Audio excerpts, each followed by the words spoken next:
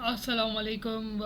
कैसे हैं आप लोग। और आप में से मुझे जो है कुछ लोगों ने रिक्वेस्ट की थी कि BYD जो है वो पाकिस्तान में लॉन्च होने जा रहा है, तो उसके क्या लॉन्ग टर्म इम्पैक्ट्स हो सकते हैं, शॉर्ट टर्म इम्पैक्ट्स क्या हो सकते हैं, और जो है वो थोड़ा ऑटो की इंडस्ट्री पे किन किन कंपनीज़ पे क्या इफ़ेक्ट पड़ेगा, और किस तरीके से जो है वो इसको हम BYD की लॉन्च को देख सकते हैं और क्या अंडरस्टैंडिंग ले सकते हैं। तो उन चीज़ों पे बात करेंगे। So might be the video is getting a little bit long, but overall for sure आपको जो है इसमें कुछ नया सीखने को मिलेगा, और आपकी एनालिसिस और आपको ऑटो इंडस्ट्री के बारे में एक कंप्लीट डिटेल जो है वो ज़रूर मिलेगी। तो वीडियो को स्टार्ट करते हैं और देखते हैं कि BYD पाकिस्तान में जो लॉन्च होने जा रही है, और जो कि ऑलरेडी उसका ब्रांड लॉन्च हो चुका है 17 अगस्त को, तो उसका जो है वो इम्पैक्ट क्या पड़ने वाला है। तो सबसे पहले हम जो है वो वीडियो को शुरू करते हैं और ये देखते हैं कि BYD क्या है। बेसिकली BYD जो है वो एक गाड़ियों का ब्रांड है जो कि चाइनीज़ मैन्युफैक्चर है, और ये फाउंडेड हुआ था 1995 में। और उसके बाद अगर देखें तो BYD जो है वो लीडिंग टेक्नोलॉजी कंपनी रही है, और जिसने हमेशा जो है वो इनोवेशन में और उसमें काम किया है ताकि एक इंसान की लाइफ को बेटर बनाया जा सके। इंडस्ट्री के अंदर अगर मैं बात करूं तो ये इंडस्ट्री लीडर है किस किस में, इलेक्ट्रॉनिक्स के अंदर, ऑटोमोटिव्स के अंदर, रेन्यूएबल एनर्जी के अंदर, एंड रेल ट्रांजिट के अंदर। और अगर लीडर की मैं बात करूं तो अराउंड जो है ये मोर देन 30 इंडस्ट्रियल पार्क हैं इसके अक्रॉस 6 कॉन्टिनेंट के जो है वो उसमें जो है ये अपनी सर्विसेज दे रहा है BYD। और अगर मैं देखूं तो BYD जो है वो ज़ीरो इमिशन सॉल्यूशंस पे जो है वो काम कर रहा है, जिसका फोकस है एनर्जी जनरेशन एंड स्टोरेज, जो कि आजकल जो है बहुत ज़्यादा एक्सपेंसिव है, वाइडली और एप्लीकेबल भी हैं, और उसी पे ये काम कर रहा है कि किस तरीके से जो है वो इसको जो है वो डिक्रीज़ किया जाए और ज़ीरो इमिशन सॉल्यूशंस को जो है प्रमोट किया जाए। उसके बाद बात देख लेते हैं BYD की पाकिस्तान के अंदर जो है वो, जैसे कि मैंने आपको बताया अभी, ब्रांड लॉन्च हुआ था 17 अगस्त 2024 को लाहौर के अंदर। और एक्सपेक्टेड है कि इसकी जो बुकिंग है वो जो है कब शुरू होगी, सितंबर एंड अक्टूबर में जो है वो कोई एक स्पेसिफिक डेट नहीं बताई है, इन दोनों ईयर्स में से इन दोनों मंथ्स में से कभी भी हो सकती है। अब अगर मैं बात करूं तो BYD ने हाथ मिलाया है किसके साथ, मेगा मोटर्स के साथ जो है वो हाथ मिलाया है, जो कि क्या है, सब्सिडरी है किसकी, हपको की। हपको एक पब्लिक लिस्टेड कंपनी है, उसके अंदर जो है वो मेगा मोटर्स आती है। हपको जो है वो 100% ओन करता है मेगा मोटर्स को, और मेगा मोटर्स ने डील की हुई है BYD के साथ। आई रिपीट कि BYD की डील हुई है मेगा मोटर्स के साथ, और मेगा मोटर कौन है, सब्सिडरी है किसकी, हपको कंपनी की। और हपको कंपनी कौन है, जो कि PSX के अंदर लिस्टेड है। आई होप ये आपको बात समझ आई होगी। और ये क्या करने जा रही है, different range of electric and plug in hybrid cars को जो है वो पाकिस्तानी मार्केट में जो है वो लॉन्च कर रही है। अगर मैं बात करूँ तो BYD की 3 गाड़ियों के बारे में जो है वो बात हुई है, जिसमें से एक आपकी जो है वो प्लग इन हाइब्रिड है। प्लग इन हाइब्रिड में अगर मैं देख लूँ तो कौन सी गाड़ी है, BYD सीलियन 6 जो है वो इसकी प्लग इन हाइब्रिड है, जो कि जो है ये लॉन्च होने जा रही है। इसकी इंजन की बात कर लें तो जियामीन 1.5 लीटर टर्बो चार्ज इंजन है इसका, ठीक है। टॉर्क की अगर मैं बात कर लूँ तो 550 Nm है कंबाइंड। फ्यूल एवरेज तकरीबन ये आपको 17.24 किलोमीटर पर आए देती है। एंड अगर मैं देखूँ इसमें मज़ीद और भी इंडिकेटर्स हैं, अगर 0 to 100 किलोमीटर एक्सीलरेशन की बात करूँ तो तकरीबन 5.9 सेकेंड्स लेती है, ठीक है। और अगर कंबाइन रेंज कर दूँ तो 961 किलोमीटर है। बाकी इसकी जो बैटरी कैपेसिटी है वो तकरीबन 18.3 किलोवाट पर आ रहा है, और इसमें मज़ीद और भी इंडिकेटर्स हैं, तो आप इसको वीडियो को पॉज करके देख सकते हैं। अगर मैं इलेक्ट्रिक व्हीकल्स की बात करूं तो इलेक्ट्रिक व्हीकल्स में ये 2 गाड़ियां लेकर आ रहे हैं, एक है ऑटो 3 और एक है सील, ठीक है। अगर मैं पावर की बेसिस पे बात करूं तो ऑटो 3 की पावर है 201 HP, और सील की जो है, सील है या सीलियन की भी कह सकते हैं हम उसको, तो ये जो है वो 215 HP की है। टॉर्क की अगर मैं बात करूँ तो ये 315 Nm है और ये 330 Nm है। चार्ज टाइम इसको 37 मिनट्स लगते हैं, इसको 45 मिनट्स लगते हैं। और अगर रेंज बात करूँ तो तकरीबन ये 330 किलोमीटर तक जा सकती है और ये जो है वो 425 किलोमीटर तक जा सकती है। बैटरी जो है इनमें लिथियम आयन यूज़ हुआ है, ठीक है। नॉर्मल कैपेसिटी इसकी 62 किलोवाट पर आवर है और इसकी मैक्सिमम कैपेसिटी है 89 किलोवाट पर आवर। और भी मज़ीद जो है आप उसको कंपेयर कर सकते हैं। बॉडी टाइप की अगर मैं बात करूँ तो ये क्रॉस ओवर एसयूवी की तरह है और इसका भी जो है वो सेम है। बाकी इसमें आप वीडियो पॉज करके मज़ीद जो है इसकी क्लासिफिकेशन देख सकते हैं। अच्छा, अब पाकिस्तानी मार्केट में ये जो 3 मॉडल हैं, प्लग इन हाइब्रिड है और आपकी जो है वो इलेक्ट्रिक कार्स में ऑटो 3 और सील है, इनको कंपेयर किया जा रहा है पाकिस्तान की दूसरी गाड़ियों के ब्रांड से, ठीक है। अब इसके अंदर अगर मैं पहला कंपैरिजन देखूं तो वो बनता है BYD की सीरियन 6 का प्लग इन हाइब्रिड वर्सेस हवल की H6 HEV। हवल किसका ब्रांड है? हवल है साजगार का ब्रांड, ठीक है। और साजगार क्या है? एक पब्लिक लिस्टेड कंपनी है, किसमें? PSX स्टॉक एक्सचेंज में ये लिस्टेड कंपनी है। उसने GWM मोटर्स के साथ डील की हुई है, ठीक है। और वो उसकी जो है गाड़ी हवल, और हवल के अंदर हवल जूलियन है, हवल H6 है और आज हम कंपेयर कर रहे हैं हवल H6 HEV का BYD सीलियन के साथ। तो आई होप आपको साजगार कंपनी की हवल का थोड़ा बहुत ओवरव्यू मिल जाएगा, वरना आप मेरी साजगार की वीडियो में भी देख सकते हैं कि जिसमें मैंने हवल की मज़ीद आपको जो है वो चीज़ें और स्पेक्स वगैरह बताई हैं।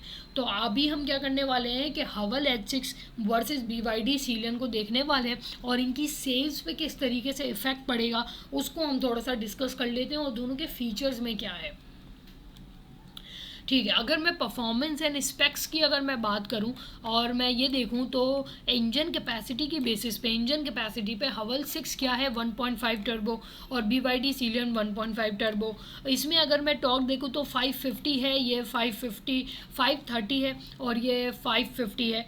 हाइब्रिड टाइप में देखूं तो ये HEV है और ये प्लग इन हाइब्रिड है, तो उसको थोड़ा सा यहाँ पे एडवांटेज मिल जाता है प्लग इन हाइब्रिड को, ठीक है। और इसमें मैक्सिमम पावर जो है वो 240 हॉर्स पावर है और इसमें जो है वो 319 हॉर्स पावर है। तो पावर की बेसिस पे थोड़ा सा इंक्रीज़ है, टॉर्क की बेसिस पे है, हाइब्रिड की टाइप में भी बेहतर है, ठीक है। तो ये 3 एस्पेक्ट से BYD को जो है वो यहाँ पे थोड़ा सा फेवर किया जा रहा है या उसको कहा जा रहा है कि ये गाड़ी अच्छी है। बाकी इसमें और भी मज़ीद इंटीरियर के हिसाब से भी जो है वो फ़र्क है। तो इसमें जो है वो मेजर अगर मैं देखूं तो पैडल शिफ्टर्स यस इसमें भी है और इस दोनों में मौजूद है। ड्राइवर सीट की एडजस्टमेंट में अगर मैं देखूं तो दोनों का सेम ही है मोरलेस। और अगर मैं ऑडियो की बेसिस पे देखूं तो इसमें 8 स्पीकर्स हैं, इसमें 10 स्पीकर्स हैं, इन्फिनिटी के ऑडियो। तो ये थोड़े बहुत जो है वो फ़र्क है इंटीरियर में, इतना ज़्यादा मेजरली कोई फ़र्क नहीं है। बाकी सेफ्टी एंड स्पेक्स में अगर मैं बात कर लूँ तो एक चीज़ ये है, यहाँ पे 6 एयरबैग्स हैं और यहाँ पे 7 एयरबैग्स दिए गए। तो थोड़ा सा यहाँ पे मैं ये कहूँगी कि मनी टर्म्स में अगर आप हवल H6 लेते हैं तो वो भी ठीक है और BYD सीलियन लेते हैं तो वो भी ठीक है। अभी BYD सीलियन की कोई एग्जैक्ट प्राइस जो है वो कोट नहीं हुई है, but more or less it will be around 1 crore to 30 lakh या 40 लाख के दरमियान ही होगी, जितनी आपकी हवल H6 की जो है वो प्राइस बन जाती है। अच्छा, इसमें जो है मैंने अभी कंपैरिजन आपका जो है वो सिर्फ BYD Sealion H6 BYD Sealion 6 plug in hybrid versus Haval H6 का किया है। आप इसको जो है यहाँ से भी देख सकते हैं कि जो चेरी टीको 8 प्रो आ रही है वो भी प्लग इन हाइब्रिड है। वो किसकी है? वो आपकी गैल कंपनी की है, यानी कि गंदारा ऑटोज़ लिमिटेड की है, जो कि उसकी भी जो है वो बुकिंग ऑर्डर या ब्रांड लॉन्च जो है वो एक्सपेक्टेड सितंबर और अक्टूबर में ही किया जा रहा है। तो ये दोनों गाड़ियाँ BYD और गैल की चेरी टीगो ये दोनों साथ ही लॉन्च होंगी, तो इसमें एक इम्पैक्ट ज़रूर पड़ेगा और दोनों प्लग इन हाइब्रिड होंगी। और हवल की जो है वो आई थिंक सेल्स में जो है वो थोड़ा सा यहाँ पे फ़र्क पड़ सकता है, क्योंकि बुकिंग ऑर्डर्स जो हैं as per the market information what I have is that के उनके पास बुकिंग ऑर्डर इस साल का था, जिसमें आप अगर नंबर्स में भी देख रहे होंगे तो मैं आपको शो भी कर दूंगी, वरना आप मैंने जैसे ऑटोज़ की दूसरी इंडस्ट्रीज़ को भी कवर करते हुए आपको एक साइट बताई थी, वो है पामा। यानी Pakistan association manufacturing, Pakistan auto manufacturing association PAMA की वेबसाइट पे जब आप जाएंगे तो आपको मंथली जो है नंबर मिलेंगे। And as per the last update that I have given to you all, उसमें ये मेंशन था कि अराउंड 300 पर मंथ जो है वो हवल की सेल्स आ रही है। तो गोइंग फॉरवर्ड अगर मैं देखूँ तो अभी साजगार का जो शेयर है उस पर इतना तो इम्पैक्ट नहीं पड़ेगा, but going forward there should be an impact, ठीक है। क्योंकि जाहिर सी ये BYD की फेवरेटिज्म है, चैरिटीगो का एक अपना मार्केट है, तो यहाँ से मार्केट शेयर आप समझ लें कि थोड़ा बहुत अपसाइड डाउन आपको ज़रूर नज़र आएगा। कितना होगा, कैसे होगा, ये नहीं पता, और आगे जब अब इस वीडियो को हम मज़ीद डिस्कस करेंगे तो उसमें I will let you know. बाकी एक और चीज़ है, अगर हम BYD को ऑटो फाइनेंसिंग से भी देखें तो एक यहाँ पे जो ना चैलेंजिंग सिचुएशन भी आ जाती है कि अगर स्टेट बैंक ऑफ पाकिस्तान के डाटा की बेसिस पे देखें तो उन्होंने ये रिवील किया है कि कार फाइनेंसिंग जो है वो डिक्रीज़ हुई है। कितने उससे 285 बिलियन रुपीज़ से जुलाई 23 से डिक्रीज़ हुई है, कितने पे आ गई है, 228 बिलियन PKR पे आ गई है इन जुलाई 2024। और ये जो शार्प डिक्लाइन देखा गया है ये जो है वो चैलेंजेस को इंडिकेट कर रहा है जो कि फेस हो रहे कंज्यूमर पे। अब इसे अगर मैं नॉर्मल अल्फाज में आपको समझाऊं तो सीन ये है कि कंज्यूमर की पावर परचेजिंग लेस है बनिस्बत जो है वो आपकी गाड़ियों के दाम से, यानी कि car prices are very high and the affordability of the consumer is very less, and that is the reason most of the people are going towards the park Suzuki की गाड़ियाँ जिसमें ऑल्टो है, स्विफ्ट है, वो ज़्यादा बिकती हैं, ठीक है। बनिस्बत इसके कि आपकी ये बड़ी गाड़ियाँ इंडस की या आपके पास जो है वो होंडा की गाड़ियाँ बिकती हो, उनके numbers more or less as compare to the park Suzuki इस कम, क्योंकि पार्क सुजुकी अराउंड 1000 से 1500 सीसी की रेंज में आ जाती हैं। अब अगर BYD आ रहा है तो BYD is going to be a very high, उसका जो मार्केट ऑडियंस होगी that is going to be a very rich audience, या जिनके पास अफोर्डेबिलिटी होगी वही कर सकेंगे। एंड इसमें स्टेट बैंक का एक और वो है क्लॉज है कि अराउंड तकरीबन पर पर्सन आपको 30 मिलियन यानी 30 लाख तक की फाइनेंसिंग मिल सकती है। अब अगर एक गाड़ी यानी कि BYD की एग्जांपल लूँ मैं, और अगर प्राइस हमारे पास उसकी है 1.57 मिलियन, ठीक है, यानी कि 1 करोड़ 50 लाख या 1 करोड़, चलो आप कर लो 1 करोड़ 30 लाख रुपए कर लो, 1.3 मिलियन कह लें आप, ठीक है, 1 करोड़ 30 लाख रुपए कह रहे हैं। और अगर आपको 30 लाख की बैंक से फाइनेंसिंग मिलती है तो आप 1 करोड़ कहाँ से लेकर आओगे, समझ रहे हैं। तो यानी कि इससे आप अंदाज़ा लगा लें कि इसकी मार्केट ऑडियंस वो नॉर्मल या मिडिल क्लास नहीं होंगे, इसकी मार्केट ऑडियंस होगी हाई क्लास लोग, ठीक हो गया। अब जो है हम इसको देख लेते हैं थोड़ा सा, इसके लॉन्ग टर्म इम्पैक्ट्स क्या पड़ने वाले हैं। और अभी रिसेंटली जो है वो मैनेजमेंट से डिस्कशन भी हुई थी, आई थिंक ये लास्ट वीक में, तो वेडनेसडे और थर्सडे को मीटिंग भी हुई थी, तो उससे क्या टेक अवेज निकले हैं और इससे क्या इम्पैक्ट पड़ेगा उसको ज़रा हम एनालिसिस कर लेते हैं। अगर मैं देखूं कि लॉन्ग टर्म इम्पैक्ट जो हैं वो क्या पड़ सकते हैं कंपनी में, तो पहली बात as per the management discussion ये अभी नेगोशिएट कर रही है। क्या कर रही है, ये जो है वो अभी करंटली नेगोशिएशन फेज़ में है, जहाँ पे टेक्निकल लाइसेंस एग्रीमेंट अभी हुआ नहीं है, अभी लेने की बातें हो रही हैं। और फिर उससे जो है वो असेंबली प्लांट लगाया जाएगा कराची में।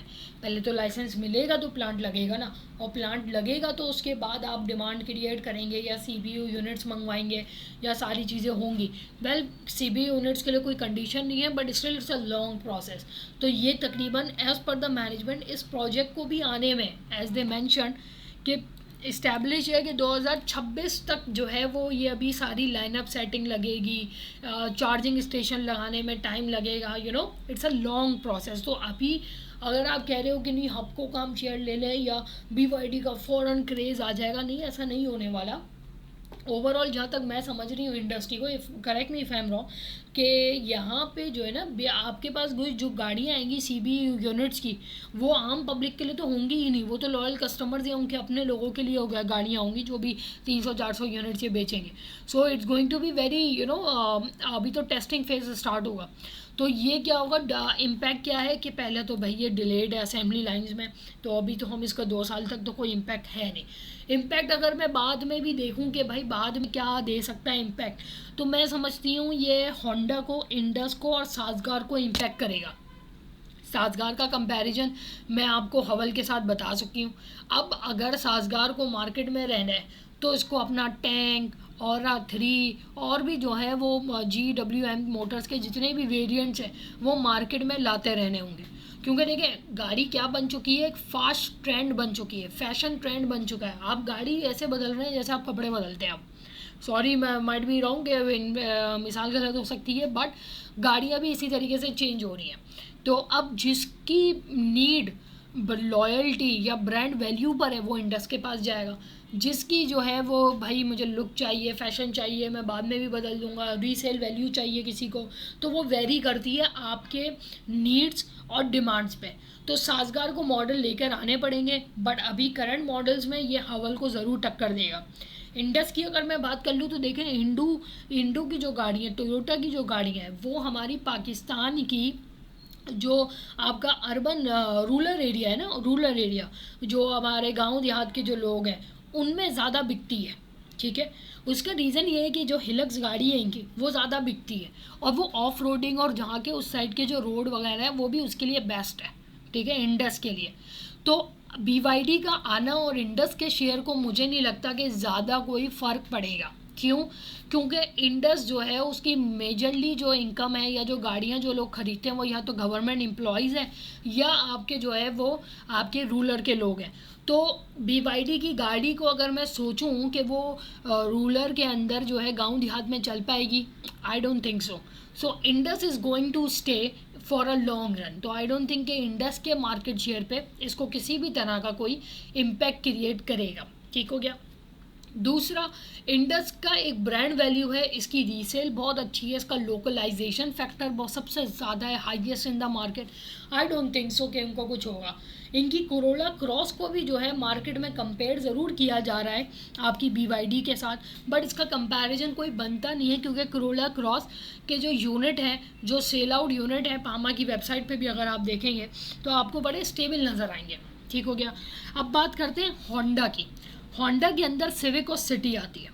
अब ये जो है मोर और लेस, जहाँ तक मेरी एस्टिमेशन हो, मेरी असम्पशन है कि ये लाहौर साइड पे ज़्यादा इनकी कार जो हैं वो सेल आउट वगैरह होती आई हैं, जो एक नॉर्मल मेरी अंडरस्टैंडिंग है। तो ये होंडा की जो सिटी और सिविक है, जो सेडान सेगमेंट है, ये इसको जो है BYD हिट कर सकता है। तो इसको टफ कंपटीशन दे सकता है ये सिटी और ये आपकी सिविक में। ठीक हो गया।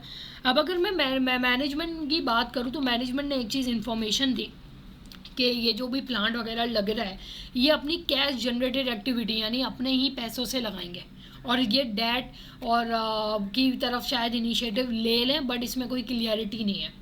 बट इस पर मैं आपको एक मिसाल दूँ तो एंग्रो का भी ये जो प्रेशर एनहेंसमेंट वाला प्लांट आया या जो भी कुछ हुआ, उसमें इन्होंने यही कहा था कि हमारे पास इंटरनल कैश बहुत है और हम शायद नहीं जाएं। लेकिन यहाँ की कंपनियों की एक फ़िलॉसफी और शायद ओवरऑल द वर्ल्ड होगी कि debt financing is cheaper than the equity financing. और ये फैक्ट भी है कि आपको डेट के अंदर आपको सस्ता पड़ता है और आपको रिटर्न ज़्यादा मिलता है और आपको थोड़ा सा कम प्रेशर होता है as compare to the equity. So I am damn sure कि they will go for the bond सुकूक और फिर अपने पैसे रेस करेंगे ये लोग थ्रू इक्विटी या कुछ भी करेंगे, पैसे रेस करेंगे एज़ कम्पेयर टू कि अपनी इंटरनल कैश जनरेशन करें। इट माइट भी जैसे एक नॉर्मली मोरलेस इंडस्ट्री में ट्रेंड है 70-30 का, यानी 30% आपकी इक्विटी आ गई और 70% आपका जो है वो डेट आ जाएगा। I think they will use that. Impact क्या होगा कि ये हो सकता है कि इस तरीके से इंटरनल जनरेट करें कि आजकल जैसे साज़गार या और भी जो कंपनियां कर रही हैं वो क्या करती हैं कि अपनी गाड़ी की बुकिंग ऑर्डर पहले आपसे पैसे लेती हैं, बुक करती हैं गाड़ी को, और गाड़ी को बुक करने के बाद आप ही के पैसों से आपकी गाड़ी को तैयार किया जाता है। तो हर जो ऑटो इंडस्ट्रीज़ की जितनी भी बैंक बैलेंस शीट्स हैं अगर आप उनको देखेंगे तो आपको कैश एंड बैलेंस का जो नंबर है वो आपको इंक्रीज साइड पे मिलेगा फ्रॉम लास्ट 2 to 3 ईयर्स। क्योंकि कस्टमर्स अब पैसा दे देते हैं कंपनीज़ को कि आप हमारा पैसा आधी इंस्टॉलमेंट पे कर देते हैं और कहते हैं कि अब हमारी गाड़ी बनाओ। तो हो सकता है कि ये जो बोल रहे हैं कि इंटरनल कैश जनरेटिंग करेंगे, तो हो सकता है वो लोग इन्हीं पैसों से यूज़ करें अपने फंड्स को। पॉसिबिलिटी है, या तो ये डेट इक्विटी की तरफ जाएंगे जैसे मैंने आपको बताया, या बॉन्ड्स या सुकूक, कुछ भी हो सकता है। अगर ये इस्लामिक रहेंगे तो सुकूक है, और अगर ये शरिया के अगेंस्ट में जाके कोई भी बैंक वगैरह से लेंगे तो बॉन्ड्स की तरफ भी जा सकते हैं। तो डिफरेंट स्कीम जो है वो बन सकती हैं। तो लॉन्ग टर्म इम्पैक्ट में obviously as of right now we can not predict के क्या इंटरेस्ट रेट्स होंगे, किस तरह की सिचुएशन होंगी, मार्केट डायनामिक्स, क्या डॉलर का रेट होगा। एज ऑफ नाउ तो डॉलर इज़ 280 स्टेबल है। अगर आज मैं किसी चीज़ की वैल्यूएशन कर लूँ 280 पे, तो पॉसिबल नहीं है कि वो उतना ही रहेगा। तो हो सकता है प्लांट लगाने की कॉस्ट भी बढ़ जाए। अब जो है इसमें एक और मज़े की बात है कि साजगार का प्लांट लगा था तकरीबन 3 to 5 बिलियन रुपीज़ का, ठीक है। और होंडा ने अभी अनाउंस किया कि अपनी ये हाइब्रिड कार वगैरह लाने के लिए इसको 5 बिलियन का कैपेक्स जो है वो रिक्वायर्ड है, ठीक है। अब मोरलेस इसी के आसपास होगा कि किस तरीके से जो है वो 10 बिलियन लगता है या 28 बिलियन लगता है, चार्जिंग स्टेशंस कैसे बनेंगे, उसकी कॉस्टिंग तो अभी हम कोई भी एस्टिमेट नहीं कर सकता। बट रफली अगर मैं देखूं तो BYD ने जब अपना टर्की में प्लांट लगाया था तो इनको जो है वो तकरीबन 100 मिलियन USD जो है वो उनका प्लांट लगा था। अच्छा, ये जो 100 मिलियन का नंबर है ये किसी ने कोट नहीं किया है, इट्स जस्ट एन एस्टीमेट कि इतने का हो सकता है। But again it's a very high estimate. क्या इसमें सब इनकॉर्पोरेट है? नहीं है, it's an ambiguity right now. So you have to just think कि भाई हाँ, 5 बिलियन रुपीज़ या जो है वो 5 से 10 बिलियन के आसपास ही होगा। सो लेट्स सी इसमें क्या क्या इंक्लूड होता है। अगर मैं फ़र्दर देख लूँ तो हो सकता है कि कंपनी जो है वो रोल आउट कर दे बुकिंग्स को अपने 3 मॉडल्स जो भी हमने लास्ट इनके डिस्कस किए। 4th क्वार्टर में हो सकता है कि वो मॉडल्स लॉन्च हो जाएंगे, बुकिंग ऑर्डर स्टार्ट हो जाएगी और नेक्स्ट ईयर से उसकी जो है वो डिलीवरी स्टार्ट हो जाए। सो यू डोंट नो इसमें क्या इम्पैक्ट आ सकते हैं। हो सकता है इसमें ऑब्वियसली सारी CPU यूनिट्स होंगे और उसमें आपको कुछ रिलैक्सेशंस वगैरह ज़रूर हैं। बट अगेन LCs के इशू आ सकते हैं।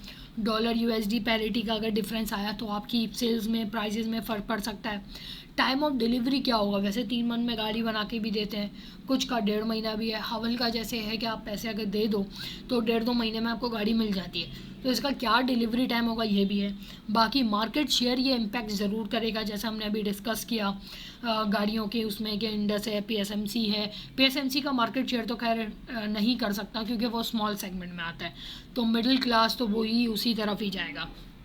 अगर मैं बाकी में बात करूं मैनेजमेंट की हाइलाइट्स अगर मैं आपको दूं तो उन्होंने यही किया है कि ये चार्जिंग स्टेशन इंफ्रास्ट्रक्चर बिल्डअप करेगी, प्लान कर रहे हैं कि ये अपना ओन नेटवर्क लगाएं। बाकी इसके लिए ये कोलैबोरेट कर रहे हैं OMC सेक्टर्स वगैरह के साथ। तो इससे इम्पैक्ट जो मेरे हिसाब से है कि अगर ये चार्जिंग स्टेशन लग गया है, इंफ्रास्ट्रक्चर बन गया, तो ऑब्वियसली बात है कि that will be the end of era of gasoline cars, यानी कि गैस पेट्रोल कार्स का एंड हो जाएगा। क्योंकि ऑब्वियसली अब सब कहाँ जा रहे हैं?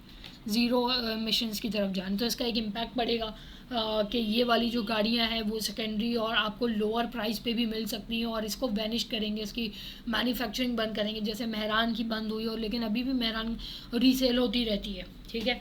तो इसी तरीके से ये कार्स भी जो हैं वो एंड हो जाएंगी बनना। But it's a very long impact, ठीक है। बाकी अगर मैं देखूं जैसे ये बोल रहे हैं कि बैटरीज़ का इन्होंने जो है वो देख रहे हैं कि एक प्रॉमिसिंग सेक्टर है जिसमें आप एटलस होंडा बैटरी है या एक्साइड बैटरी का भी शेयर देख रहे होंगे, बहुत ऊपर जा रहा है। तो उसका रीज़न यही है कि batteries are now the future. चाहे आप इंटरनेशनल में निविडिया का स्टॉक उठा के देख लें, ठीक है, तो वो क्या है, निविडिया का तो स्टॉक चले वो तो आपकी AI की तरफ है, टेक्नोलॉजी की तरफ है। बट बैटरीज़ के भी जो स्टॉक्स हैं इंटरनेशनल मार्केट में दे आर गोइंग अहेड, ठीक है, जिसमें टेक के भी स्टॉक्स आगे जा रहे हैं क्योंकि आगे ज़माना AI टेक का है। तो people know, investors are very aware of it कि किसका स्टॉक ऊपर जाएगा। तो ऑब्वियसली बात है कि ये एंड ऑफ SUV कर देगा। और इसमें अगर मैं आपसे और मज़ीद अगर मैं बात करूं तो I think that's the important updates कि भाई BYD किस तरीके से जो है वो इम्पैक्ट कर सकता है और क्या इसकी रेपकशंस या इम्पैक्ट आएंगे आपके इंडस्ट्रीज़ पे, लॉन्ग टर्म क्या इम्पैक्ट होगा. So I hope I made the concept और जो भी इम्पैक्ट वाला है टू क्लियर टू यू. बाकी आपकी जो भी क्योरीज़ हैं you can comment down, you can email me, और we can have a very great discussion के और किसको किस तरीके से बेहतर बना सकते हैं. बाकी अगर आपको कुछ और जानना है तो आप मुझे कमेंट करके बताएं. And please do share and subscribe this video, and see you with the next video. अल्लाह हाफिज़.